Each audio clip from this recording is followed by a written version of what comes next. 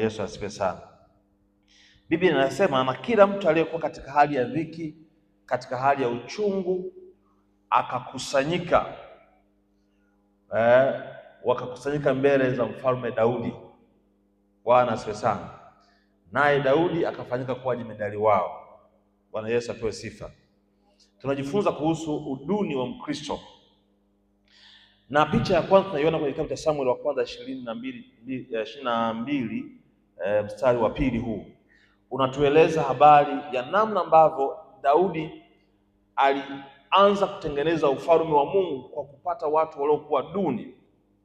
Bwana asifiwe sana. Biblia inasema waliokusanyika kwake walikuwa ni watu wenye hali duni, wenye dhiki nyingi. Bwana asifiwe sana. Lakini yeye kama mchungaji wakawa chini yake akiwafundisha. Bwana asifiwe sana. Na hivi ndivyo ilivyo katika maisha ya kawaida. Tunapomkimbilia Kristo tunaenda kama ni watu wenye hali duni. Bwana asifiwe sana. Hivi ndivyo ambavyo kanisa linaanza kujengeka.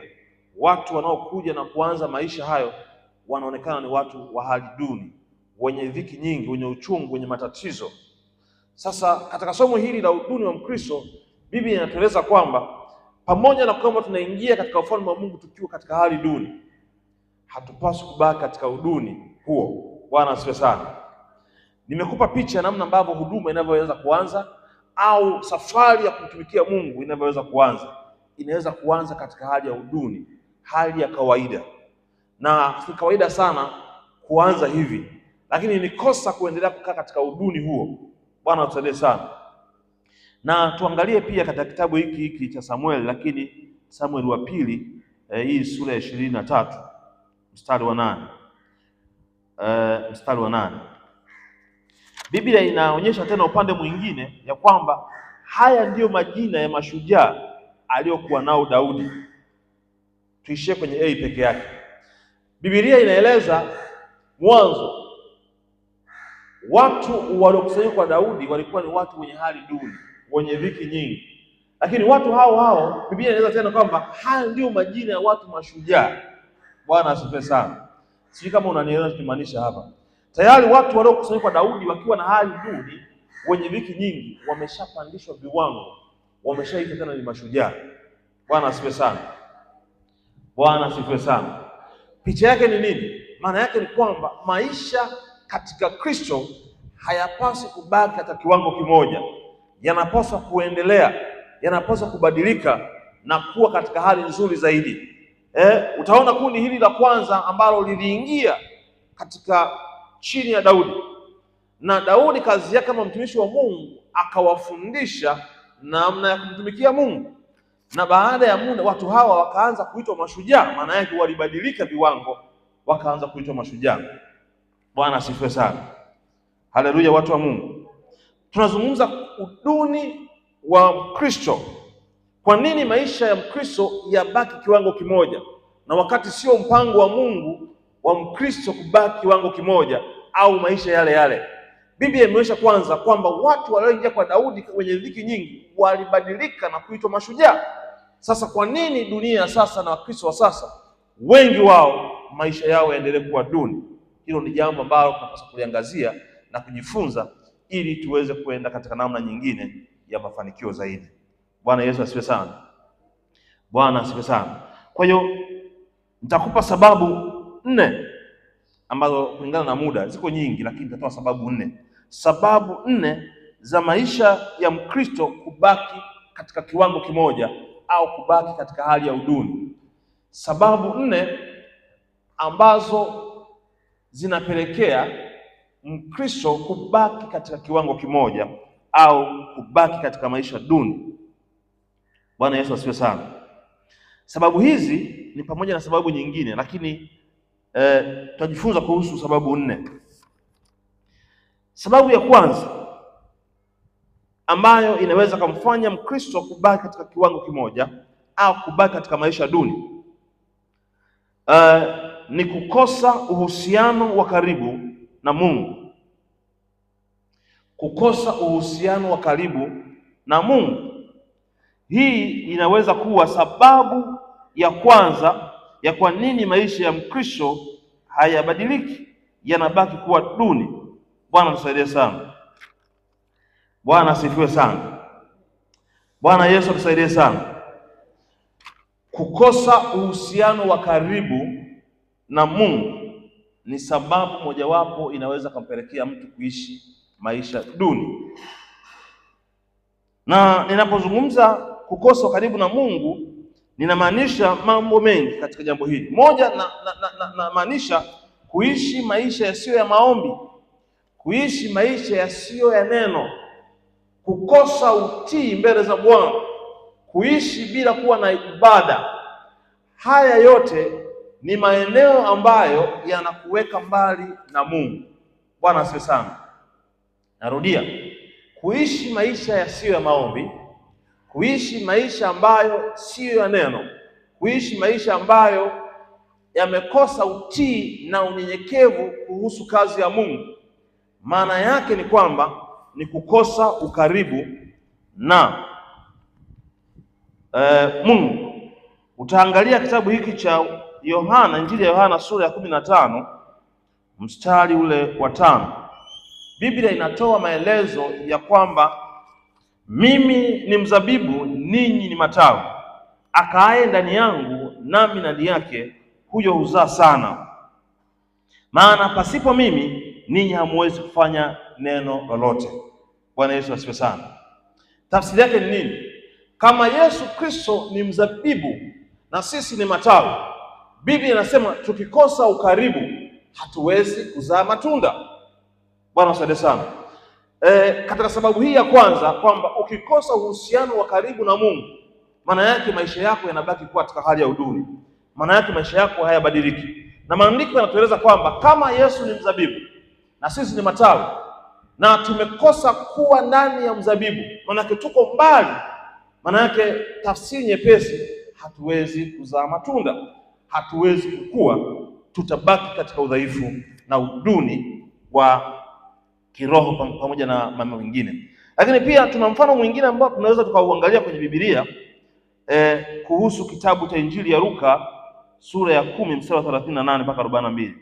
Injili ya Luka sura ile ya 10 mstari wa 38 mpaka 42.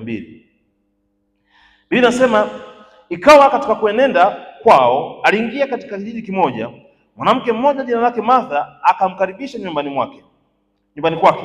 Naye alikuwa na umbu lake aitwaye Mariamu, aliyeketi miguuni pa Yesu akisikiliza maneno yake. Lakini Martha alikuwa akihangaika kwa utumishi mwingi. Akamwendea akasema, Bwana, huoni vibaya hivyo ndugu yangu alivyoniacha nitumike peke yangu? Basi mwambie anisaidie. Bwana akajibu akamwambia, Martha, Martha, unasumbuka na kufadhaika kwa ajili ya vitu vingi, lakini kinatakiwa kitu kimoja tu, na Mariamu amelichagua fungu lililo jema, ambalo hataondolewa. Bwana Yesu apewe sifa. Unaona hii picha ambayo Yesu anatupatia, anasema kulikuwa na watu wawili, alikuwepo Martha, alikuwepo Mariamu.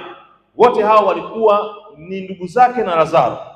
Biblia inasema Martha akamkaribisha Yesu nyumbani kwake, na akawa katika hali ya kuandaa chakula kama ambavyo unajua ukipokea mgeni. Bwana asifiwe sana. Lakini alikuwepo Mariamu, yeye aliyechagua kuketi miguuni pa Kristo. Na Martha inaonekana baadaye jambo lile likamuumiza sana, akaenda kumshtaki kwa Yesu kwamba unaonaje, mbona huyu ndugu yangu alisaidii, na hangaika nafanya kile, nachota maji pale, nakata hivi na hivi, kwa nini asije kunisaidia? Anamwambia katika hali ya kawaida ambayo usingetarajia kuona majibu hayo. Anamwambia kinatakiwa kitu kimoja tu, naye Mariamu amechagua fungu lililo jema. Bwana asifiwe sana. Hii inamaanisha nini? Tunajifunza kuhusu uduni wa Mkristo, au tunajibu swali kwamba kwa nini maisha ya Wakristo wengi hayabadiliki? Na sababu ya kwanza tumesema ni kukosa ukaribu na Mungu, na hii ndiyo sababu ya watu kuendelea kuishi maisha duni. Na tumenukuu kitabu cha Injili ya Mathayo sura ya 15 mstari wa 5 ya kwamba Yesu mwenyewe anasema ni mzabibu na sisi ni matawi, na mtu yeyote asiyekuwa tawi hawezi kuzaa. Asiyekuwa pamoja na Yesu hawezi kuzaa. Aliye mbali na Kristo hawezi kuzaa. Bwana asifiwe sana.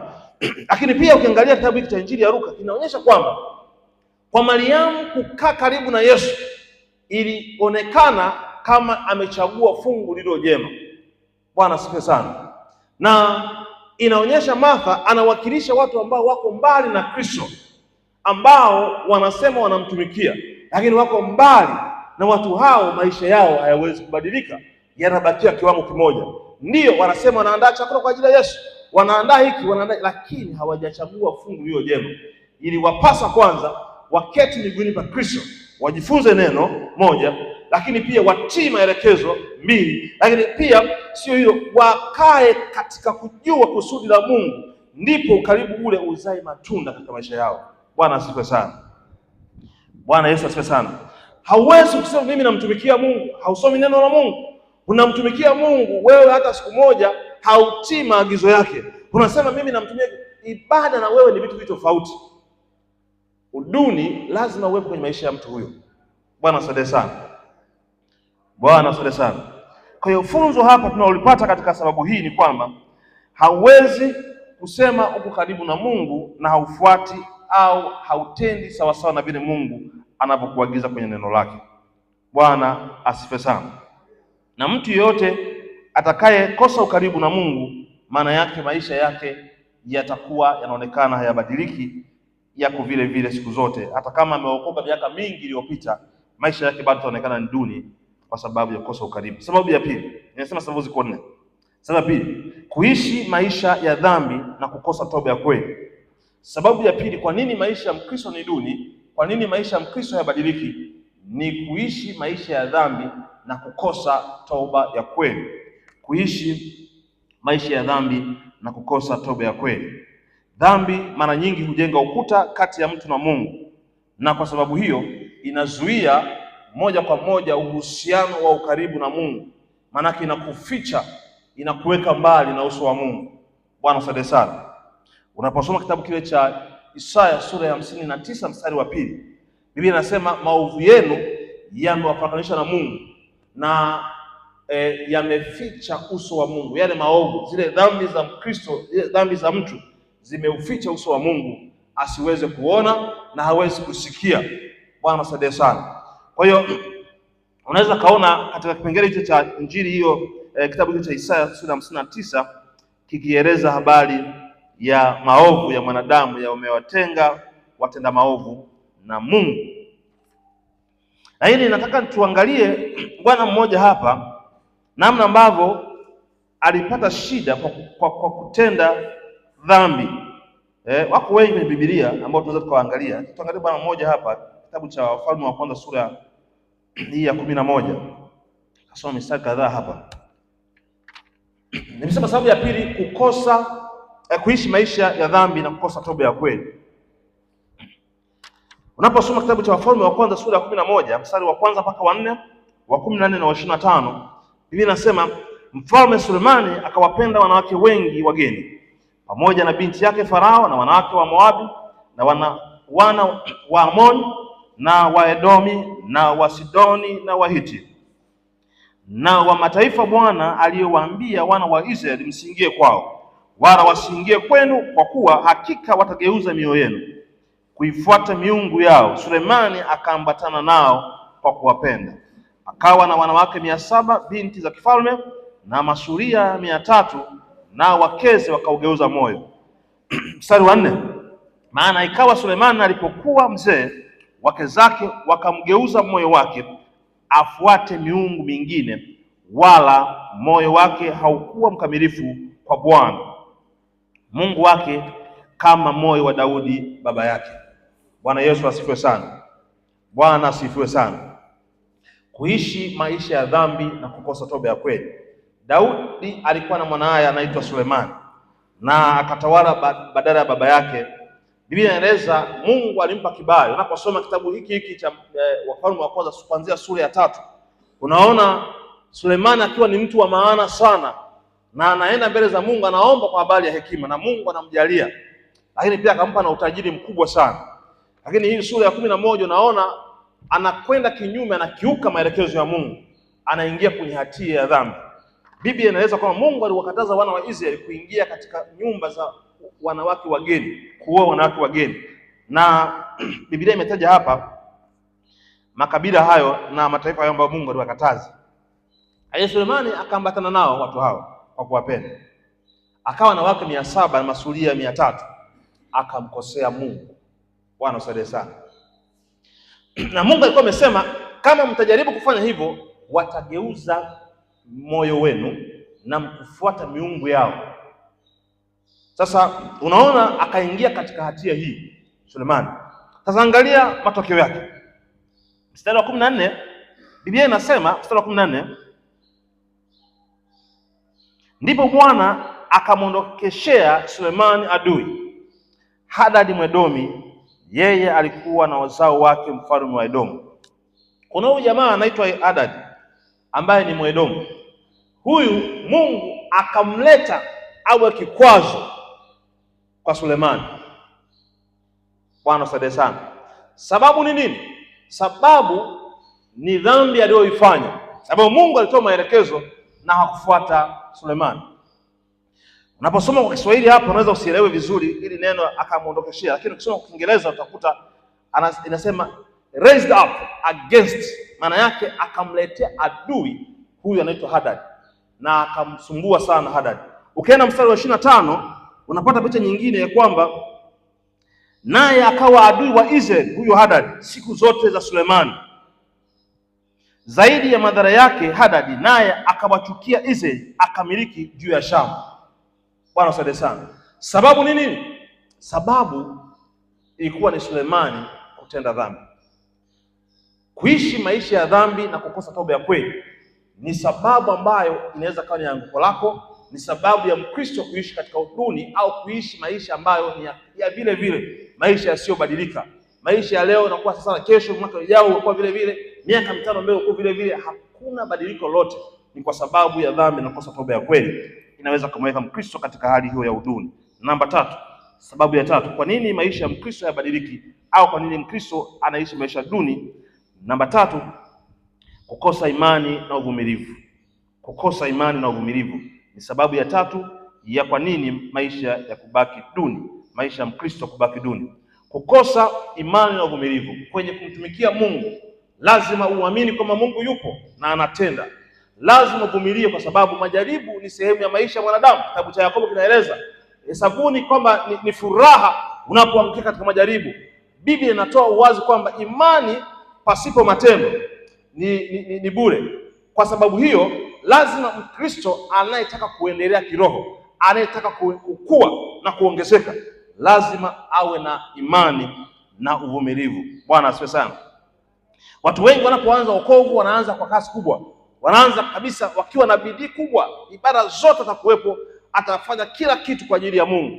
Lakini inapoingia kidogo majaribu, yanapoingia katikati hapo, anaanza kukata tamaa, na kukata tamaa ni adui wa imani na inapelekea mtu kurudi nyuma na kuishi maisha duni. Bwana asaidie sana. Haleluya, watu wa Mungu. Unaposoma kitabu cha Waebrania sura ya 11 mstari wa 6, Biblia imeweka wazi pasipo na imani haiwezekani kumpendeza Mungu. Bwana asifiwe sana. Haleluya. Kwa nini Biblia imesema pasipo imani? Kwa sababu Mungu haonekani, hashikiki hivi kama ambavyo unataka katika pipi ukamwona mdogo wako, ndugu yako, kamshika hivi au kaongea naye. Na kwa sababu hiyo unapomtafakari Mungu lazima utambulize imani kwamba Mungu yupo na anaweza. Mungu yupo, anaweza kunishindia. Mungu yupo, anaweza kunipigania. Kwa sababu hiyo unaweza kumtumikia Mungu. Bila kuwa na imani haiwezekani kumpendeza Mungu. Sasa angalia mfano huu. Biblia imetoa mfano mzuri sana kuhusu habari ya kukosa imani na madhara yake. Unaposoma kitabu cha Hesabu sura ya 14 mstari wa 22 hadi 24, pale kuna maelezo ambayo yanaweza kutusaidia sisi kama Wakristo kuepukana na uduni kwa sababu ya kukosa imani.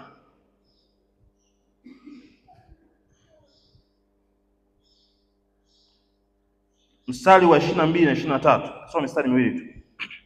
Kwa sababu watu hawa, Hesabu sura ya 14 mstari wa 22 na 23.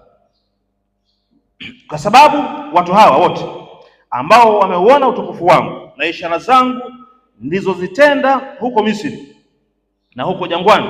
Pamoja na haya wamenijaribu mara hizi 10, wala hawakusikiza sauti yangu. Hakika yangu hawataona hiyo nchi niliyowaapia baba zao, wala katika hao wote walionidhalau hapana atakayeiona. Hizi ni sentensi ngumu sana Mungu anaziongea kupitia kinywa cha Musa. Biblia inaeleza kwamba Mungu alishawatendea mambo makubwa wakiwa Misri. Biblia inaeleza pia Mungu ameshatenda makubwa wakiwa jangwani, lakini bado mioyo yao ikawa ni migumu kuamini kama Mungu anaweza. Akakasirika kwa sababu utakumbuka katika sura inayotangulia 13, Musa alituma wapelelezi 12 kwenda kupeleleza nchi ya Kanaani, na wakaleta majibu. Miongoni mwao 10 wakaleta habari mbaya, miongoni mwao watu 2 ambao ni Yoshua na Caleb wakaleta habari njema. Na hawa watu hao walioleta habari njema wakadharauliwa, wakataka kupigwa mawe. Wana wa Israeli wakakosa imani na uvumilivu, wakana Mungu ni kama hayupo na hawezi kuwasaidia. Wakasahau kwamba kumtumikia Mungu na ili uendelee mbele lazima uwe na imani, lazima uwe ni mvumilivu. Bwana wasaidie sana. Wakasahau, wakapuuza, imani yao ikabadilika, ikasheki, ikateteleka. Mungu akatoa maelekezo. Watu hao wote walionidhalau, watu hao wote ambao walidhihaki, hawataingia katika nchi ambayo niliwapia baba zenu. Maana yake ni nini? Tunaposema uduni wa Kristo, kwamba maisha ya Mkristo kutokubadilika, kubaki kiwango kimoja, ni pamoja na kukosa imani na uvumilivu. Watu hao wanawakilisha watu ambao wanabaki katika eneo moja kwa sababu ya kutokuwa na imani na uvumilivu. Watu hawa, kundi kubwa, likabaki halikuingia katika nchi ya Kanaani.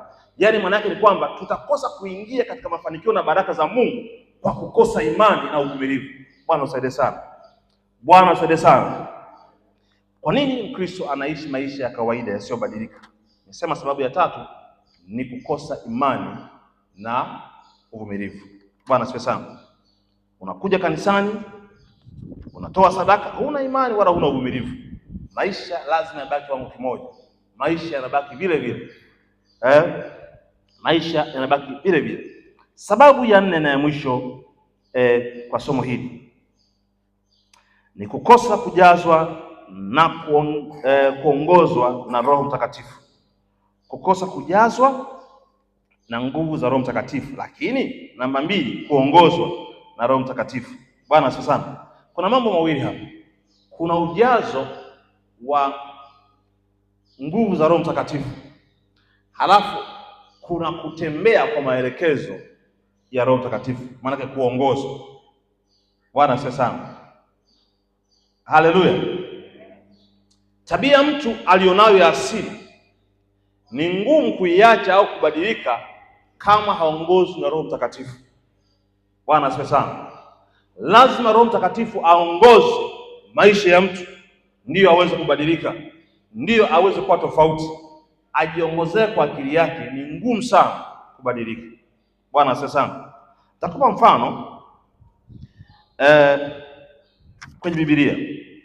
Unaposoma kitabu cha Matendo ya Mitume, inawezekana tusome maandiko yote, tutasoma machache. Hayo unaona habari za wanafunzi wa Yesu walivyokuwa ni waoga, tabia zao za asili za uoga walikuwa nazo. Kina Petro hawakuwa na ujasiri wa kuhubiri Injili. Hawakuwa na ujasiri wa kufanya kazi ya Mungu. Walikuwa ni waoga. Hiyo ni tabia ya kiasili, hata unaweza kaa nayo. Bwana usaidie sana. Kila mtu anaweza kumwambia ana asili fulani yuko nayo, ana tabia fulani anakuwa nayo.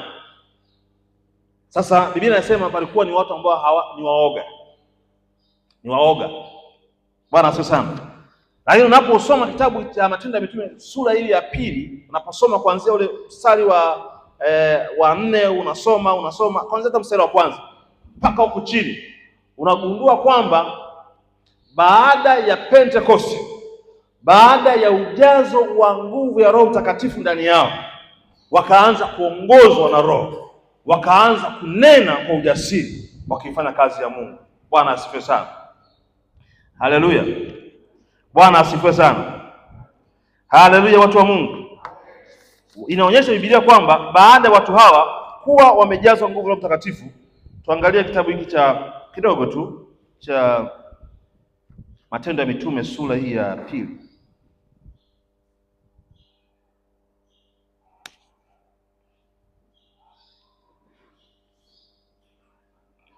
Mstari wa 14, nitarukaruka pengine.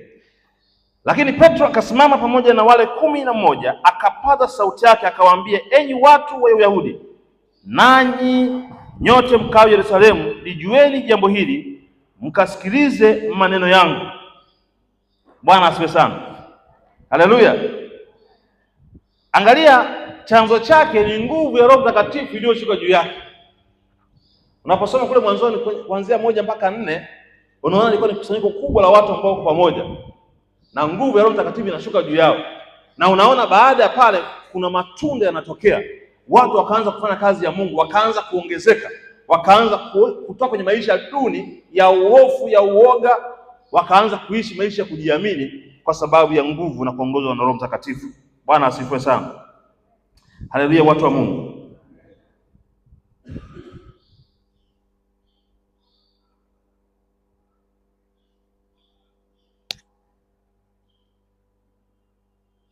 Mstari wa 38 Biblia inasema, Petro akawaambia, tubuni mkabatizwe kila mmoja kwa jina la Yesu Kristo mpate ondoleo la dhambi zenu, nanyi mtapokea kipawa cha Roho Mtakatifu, kwa kuwa ahadi hii ni kwa ajili yenu na kwa watoto wenu na kwa watu wote walio mbali na kwa wote watakaoitwa na Bwana Mungu wetu wamjie. Akawashuhudia kwa maneno mengine mengi sana na kuwaonya akisema, jiokoeni na kizazi hiki chenye ukaidi, jiokoeni na kizazi hiki chenye ukaidi. Nao waliopokea neno lake wakabatizwa siku ile, wakaongezeka watu wapata 3,000. Bwana asifiwe sana. Biblia inasema habari ya kuongezeka, na somo letu tunasema uduni wa Mkristo, na tunajiuliza swali kwamba kwa nini maisha ya Wakristo wengi hayabadiliki, yanabaki kiwango kimoja, hazai matunda, vitu havitokei. Mmoja wapo ya sababu ni hii ambayo nimesema, kutokujazwa na kuongozwa na Roho Mtakatifu kunapelekea mtu kuishi katika kiwango kimoja. Biblia inaeleza kwamba kina Petro baada ya kujazwa nguvu, unaona ongezeko, unaona wanaanza kujipanua, wanaanza kukua, wanaanza kuwa ni wajasiri na wafanya kazi ya Mungu kwa ujasiri mkubwa. Bwana asifiwe sana. Haleluya. Na karibia kuhitimisha hapa kipengele cha kwanza. Lakini nataka niseme jambo hili, jambo la pili katika ili kwa tunaangalia sababu tunaangalia sababu za kwa nini maisha kubaki duni. Lakini jambo la pili, dalili za Mkristo asiye duni. Utamjuaje huyu mtu hayuko duni? Huyu ni mtu ambaye sio duni. Maana yake ni kinyume cha mtu aliye duni. Maana kama mtu duni, haya mambo hutayaona. Nasema mambo manne kwa kuokoa muda. Lakini kabla sijasema, tuangalie kitabu cha Wakorinto wa pili. Wakorinto wa pili sura ya 5. Wakorinto wa pili sura ya 5 na mstari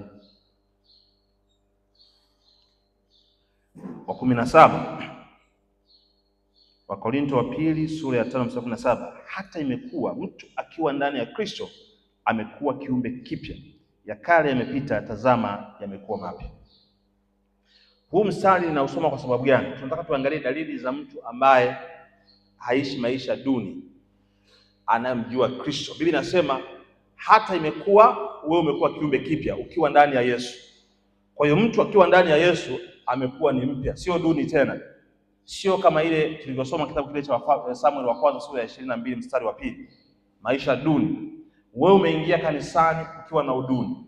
Umeingia kanisani ukiwa na hali ya dhiki. Umeingia katika nyumba ya Mungu ukiwa na maisha yaeleweki. Haustahili kubaki kiwango hicho. Bwana usaidie sana. Tazama ya kale yamepita, yamekuwa mapya. Maana yake lazima ugeuke, uwe mpya, lazima uongezeke viwango, lazima uwe mtu wa tofauti, sio mtu wa kiwango kile kile. Sasa mambo haya kwa haraka. Moja, mtu ambaye ni Mkristo asiye duni, dalili zake au utamtambua kwa moja, anaacha tabia za zamani. Lazima awe ameacha tabia za zamani. Mwanadamu mwenye tabia za asili hayapokei mafundisho ya Mungu kwa sababu kwake ni upuuzi. Bwana msali sana. Mtu ambaye hajageuzwa na tabia zake za asili za zamani za gizani hawezi kuyapokea mafundisho ya Roho wa Mungu. Bwana msali sana. Ndio wale utakusema anaongea nini huyo? Chamzoea. Ukisikia mtu ameokoka na amepokea Yesu anasema hivyo, huyo bado anaigiza. Bwana msali sana. Mtu anayeweza kukaa akajadili akaanza kufanya mijadala kuhusu wachungaji, kuhusu neno la Mungu, kuhusu nini, huyu bado hajaokoka, kwa sababu bado yuko na tabia za zamani. Bwana asante sana. Mtu aliyeokoka huona fursa katika maombi, kushauri kupitia maombi, yeye hurekebisha kwa kutenda sawa sawa na neno. Bwana asifiwe sana. Haleluya. Dalili hiyo, lazima wewe ni mtu ambaye ameacha tabia za zamani. Namba 2, huwa na kiu na shauku juu ya neno la Mungu. Huwa ni mtu anayekuwa na shauku. Lazima wewe ni mtu anayefuatilia maandiko matakatifu, sio mtu tu wa mawazo, sio mtu wa maoni. Ni mtu ambaye analijua neno na anafahamu maandiko, lakini pia ana shauku ya kujua neno la Mungu linamtaka fanya nini. Lakini 3, maisha yake hutawaliwa na maombi. Mtu huyu dalili ya Mkristo ambaye sio duni, maisha yake purely, maisha yake hutawaliwa na maombi, ni mtu wa maombi. Lakini pia mtu huyu huonyesha dalili ya 4, mtu huyu huonyesha matunda ya Roho. Matunda ya Roho tunayafahamu, matunda 9 yale ya Galatia sura ya 5 mstari wa 22 mpaka 23. Haya ndiyo matunda tutakayoona kwa mtu huyo ambaye dalili hii inaonyesha kwamba ni Mkristo asiye duni. Bwana asifiwe sana. Haleluya, watu wa Mungu. Mungu atubariki kwa sehemu hii ya kwanza ya uwasilishaji wa somo ambalo tunajifunza kuhusu uduni wa Mkristo, na tukijibu swali kwa nini maisha ya Wakristo wengi hayabadiliki, yanabaki katika kiwango kimoja. Mungu atubariki. Tumekuwa na sababu 4 na tumeonyesha dalili 4 kwa nini sababu hizi kwa nini Mkristo anaishi maisha duni na dalili za kuonyesha kwamba mtu huyu haishi maisha duni. Amen. Bwana asifiwe sana. Bwana Yesu asifiwe sana.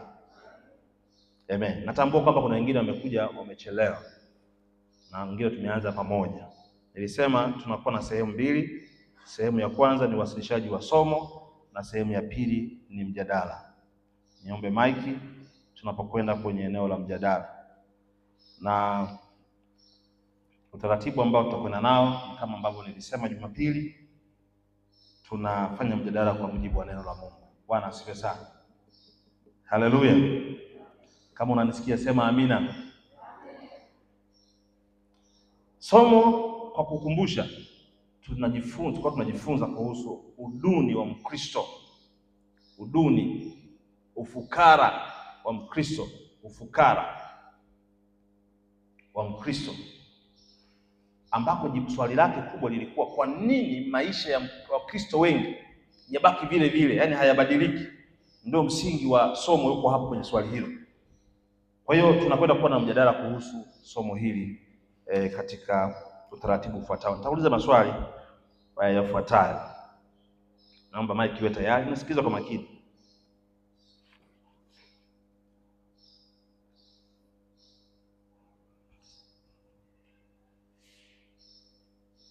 Je, kutosoma na kutii neno la Mungu kunaathirije ukuaji wa kiroho? Bwana asifiwe sana. Kutosoma neno la Mungu na kulitii kunaathirije ukuaji wa kiroho? Haleluya. Hilo ndio swali ambalo tutakwenda kulijadili. Kwa hiyo nipate mkono hapo. Wewe unafahamuje kwa mujibu wa maandiko kuna madhara yote au athari koje? Unapatikanaje athari kwa kutosoma neno na kulitii? Athari yake kiroho ikoje? Kwa tutoe sababu au tutoe maelezo tunaathirikaje tunapokuwa hatusome neno la Mungu na kulitii. Mkristo anaweza kaathirikaje? Naomba nione mkono pale. Karibu sana mtumishi wa Mungu.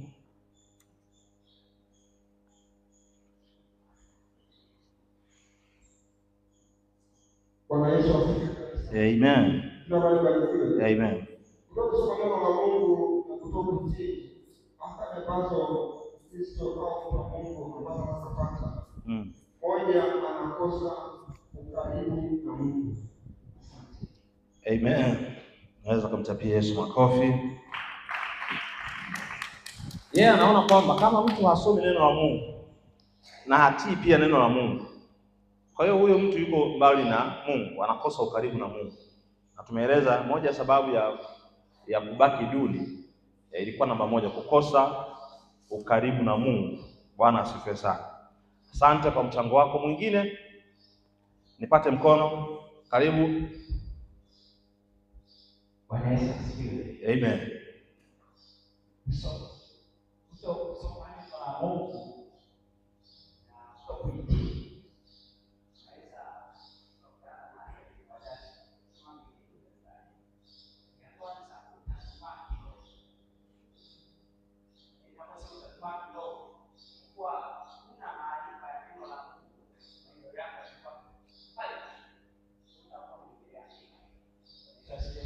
Amen.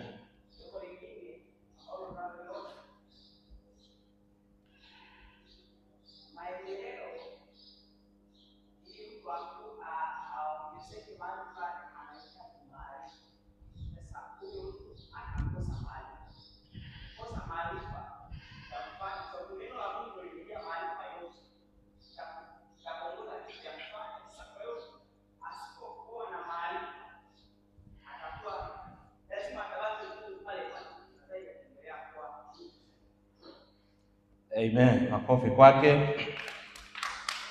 Anasema mambo mawili. Sababu ya kwanza, mtu huyu kama hasomi neno kulitii atadumaa. Lakini sababu ya pili, au anasema madhara ya pili ni pale mtu ambaye atakosa maarifa. Biblia inasema kumcha Mungu ni chanzo cha nini? Yes. Kwa hiyo neno la Mungu limejaa maarifa. Kwa hiyo mtu kama hasomi neno na hatii, maana yake ndio maarifa yenyewe ameyakosa, na sababu hiyo atabaki vile vile. Asante. Pate mkono mwingine. Nipate mkono mwingine kama kuna nyongeza.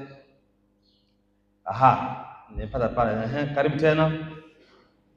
Wengine mbona vipi? Bwana Yesu asifiwe. Karibu. Amina. Pointi ya pili. Ndio. Huyu mtu au Kristo ataishi maisha ya mazoea. Atakwambia ona haya siku ndio yale. Atakuwa anazoea kila kitu mzoefu. Anadhani fahamu ajua, lakini kumbe hajui. Amen. Mtapie Yesu makofi na vigelegele. Mtumishi wa Mungu anazungumza habari ya mazoea. Kwamba mtu huyu akikosa kulitii neno na sio msomaji wa neno, ni rahisi sana kuwa na maisha ya mazoea. Anaamka tu na ratiba yake, ashapiga mahesabu. Kwa hiyo haoni jipya. Kwa hiyo hakuna kinachomshtua tena. Sawa, asante. Karibu hapo.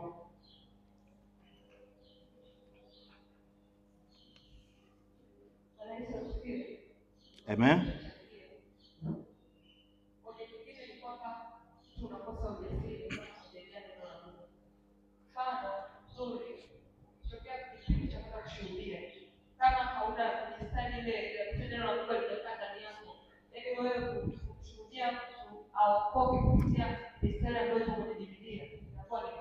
Lakini pia hata kwenye maombi bila neno la Mungu unakosa ujasiri, kwa sababu unakuwa unakuta maneno yako au unakuwa haurejelei kwenye kitabu ambacho ni neno la Mungu.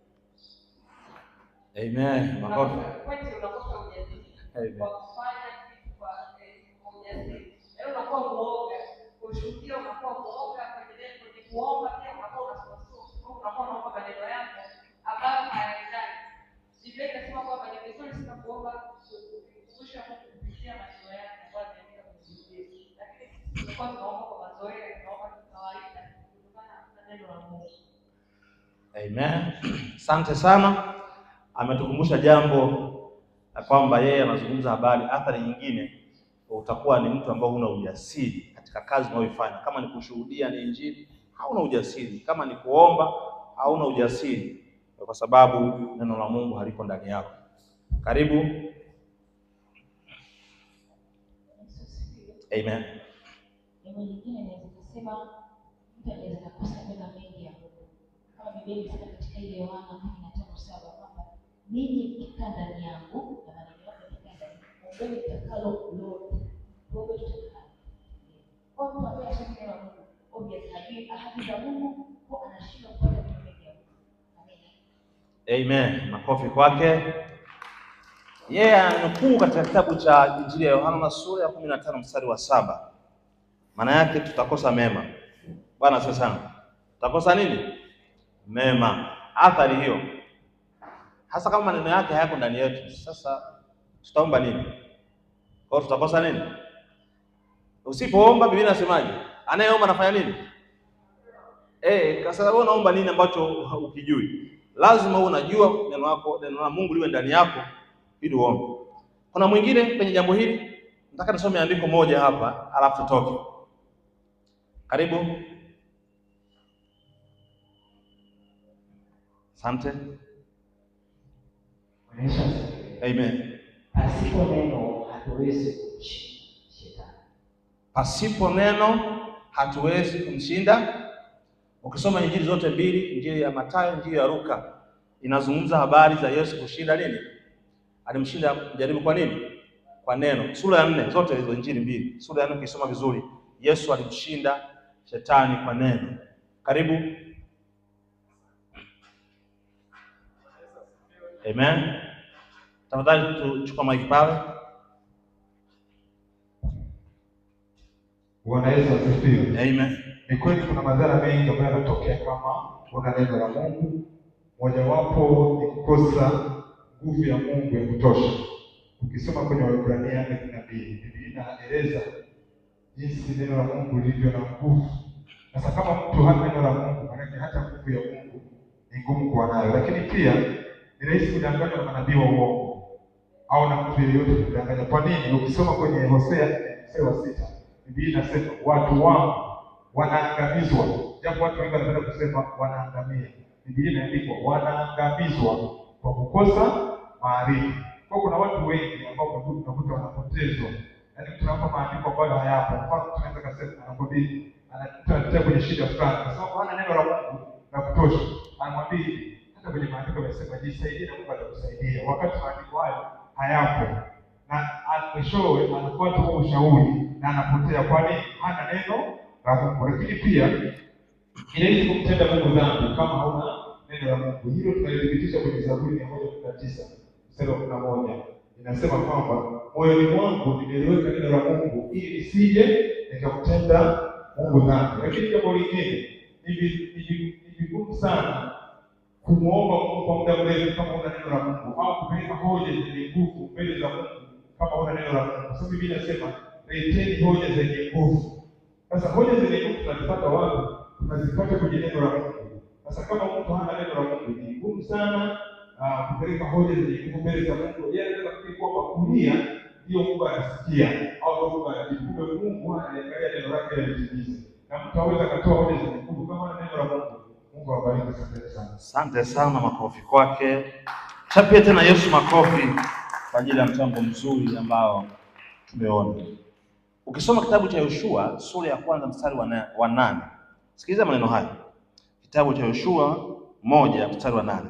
Kitabu hiki cha Torati kisiondoke kinywani mwako, bali nitafakari maneno yake mchana na usiku, upate kuliangalia kutenda sawasawa na maneno yote yaliyoandikwa humo, maana ndipo utakapofanikisha njia yako.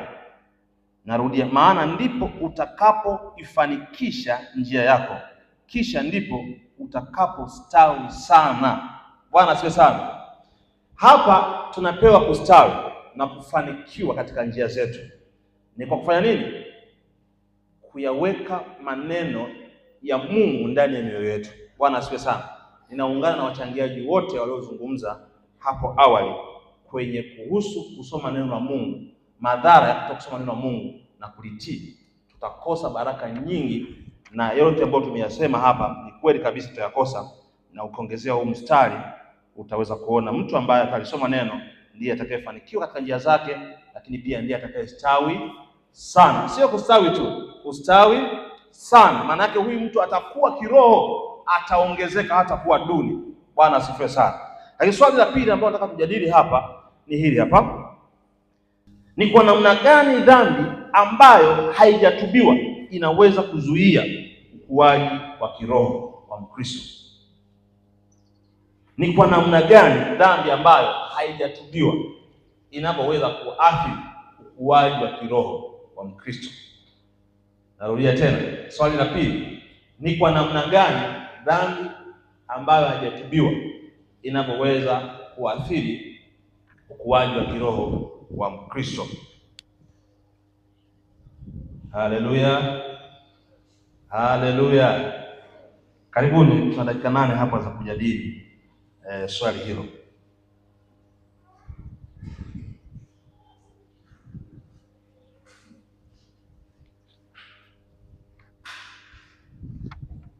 Mkono.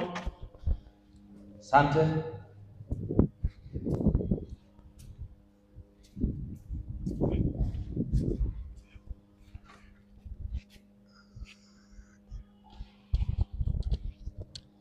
Karibu. Bwana Yesu asifiwe. Amen. Hapo kwenye swali hilo kuna kamsamiati umekaweka na inawezekana watu hatujakaelewa vizuri. Weka vizuri kutubiwa. Hivyo umesema kuna? Nimesema hivi.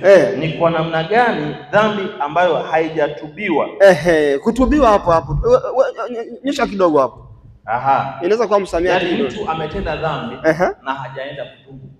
Kwa hiyo anaishi maisha ya dhambi. Kwa namna gani inaweza kaathiri? Anaweza kama mtumishi wa Mungu, anaweza kama mtu wa kawaida ambaye ametenda dhambi na hajatubu.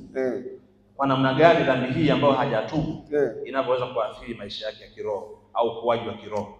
Wow, imekaa vizuri hii. Bwana asifiwe. Amen. Unajua unapokuwa unaishi na dhambi na hujaitubu, wakati mwingine ulivyotoa swali umesema kwamba inawezekana ni mtumishi wa Mungu kwanza, au tuseme wote ambao tumeokoka, ambao tunamtumia, ambao tumeitwa na Mungu. Bwana asifiwe. Au ambao tunakuja mbele za Mungu kumtafuta Mungu.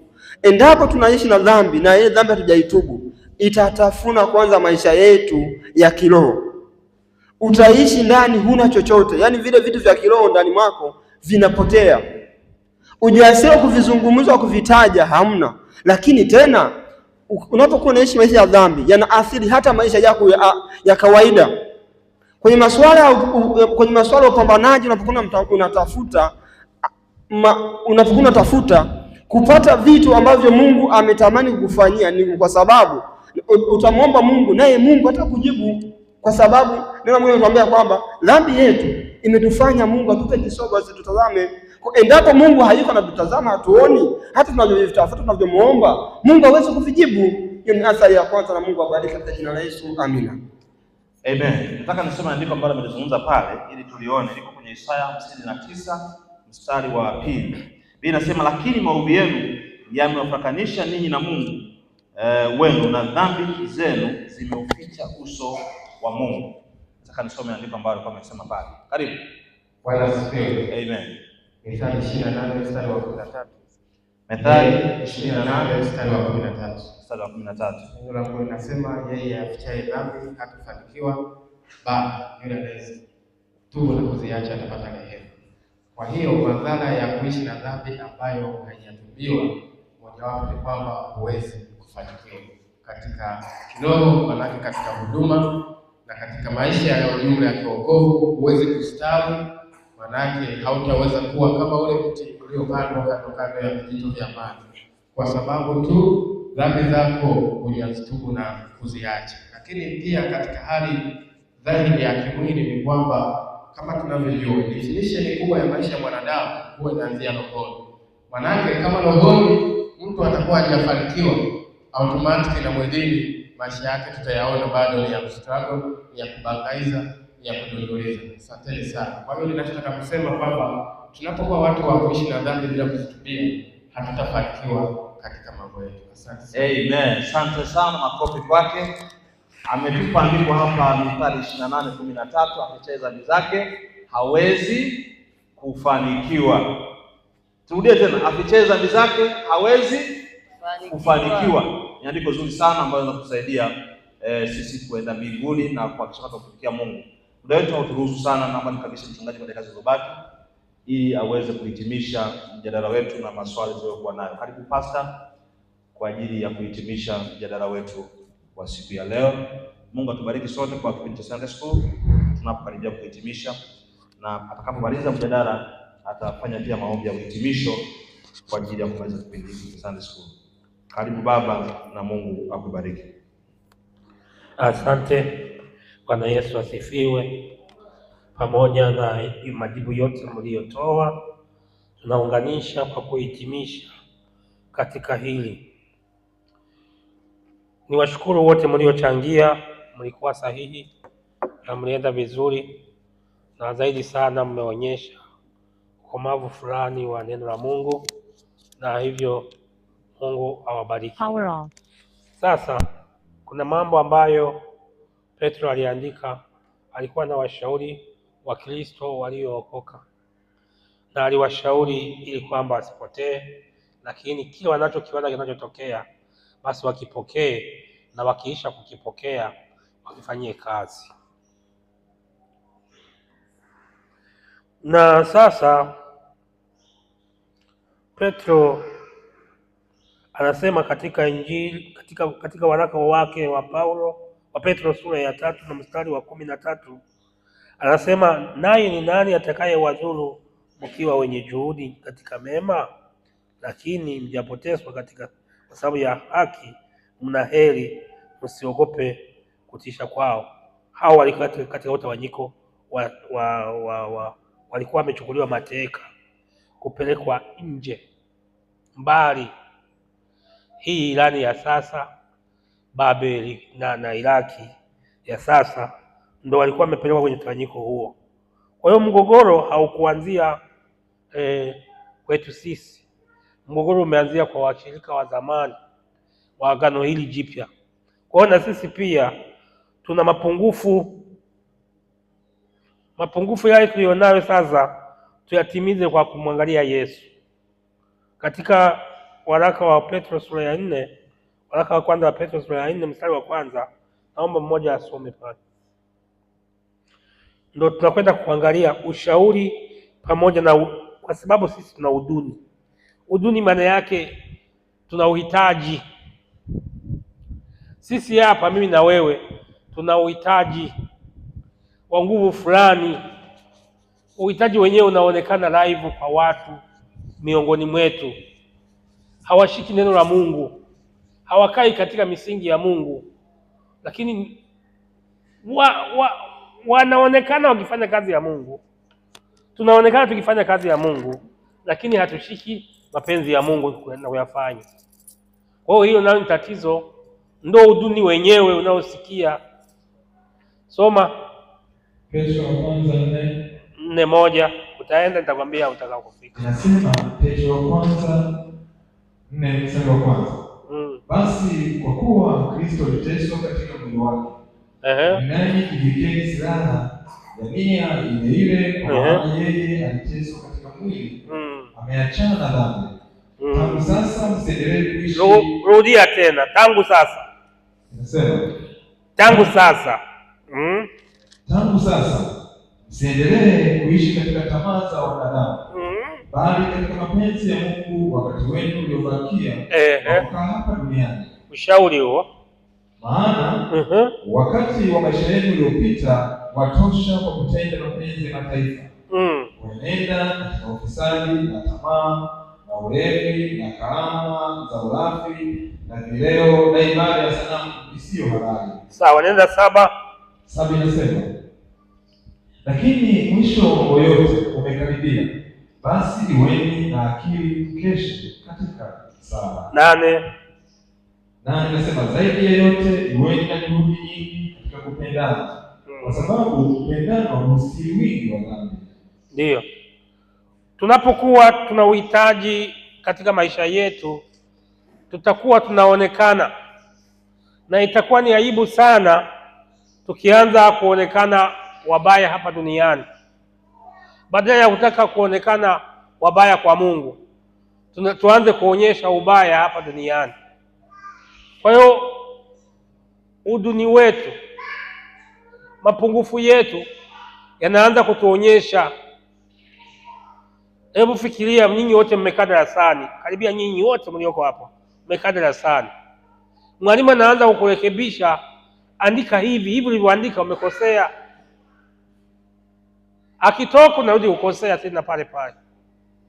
Maana yake namna ya kusaidia ipo, lakini hausaidiki. Kwa hiyo tunapata shida pale ambapo tunashindwa. Petro alijaribu kuwaonyesha watu, pamoja na mateso waliokuwa nayo, hayo mateso yanapita tu, ni ya muda. Sawa wapendwa wangu? Kwa hiyo sasa nimalize kwa kusema kwamba tangu sasa msiendelee kuishi katika tamaa za wanadamu, bali katika mapenzi ya Mungu wakati wenu uliobaki wa kukaa hapa duniani. Soma wasikie wote huko. Nikisoma mimi ni kama hawasikii. Inasema Petro wa kwanza mstari wa pili.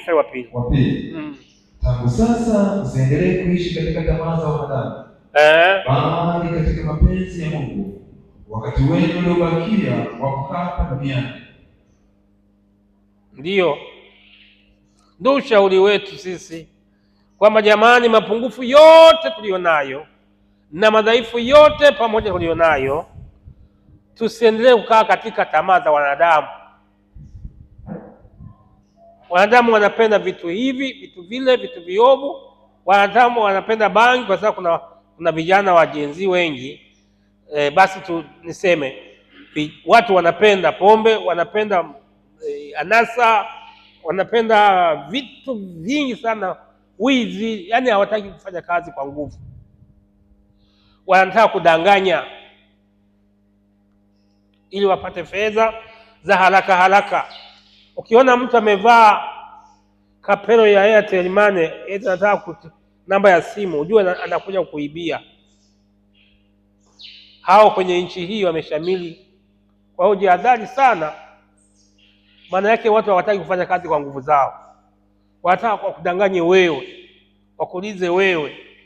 Kwa hiyo Jumapili iliyopita nilisema muangalie kanisani hapa, kuna watu hawakuja kusali, walikuja kutafuta vya kwao, kukuangusha wewe. Ilikuwa Jumapili ile, nafikiri ilikuwa ipi? Na mchungaji ndio mwenye kumbukumbu nyingi sana. Ilikuwa Jumapili gani? Ile iliyopita. Nilisema, lakini pamoja na hii 4:2 inasema tangu sasa tusiendelee kuishi katika tamaa za wanadamu, bali tuishi katika mapenzi ya Mungu. Kwa kuwa Kristo naye aliteswa, basi na tufuate jinsi ambavyo Kristo anavyotupenda. Upendo wa Kristo watubidisha. Mungu awabariki sana. Kwa hiyo Mungu awabariki, awainue, waongoze. Msimame kila mmoja, tusimame. Hata mimi nayesimama hapa nisimame, mwalimu aliyesimama hapa simame vizuri, wote tusimame vizuri katika utakatifu. Basi tusimame wote tumshukuru Mungu. Tunamshukuru Mungu Mwenyezi mpendwa.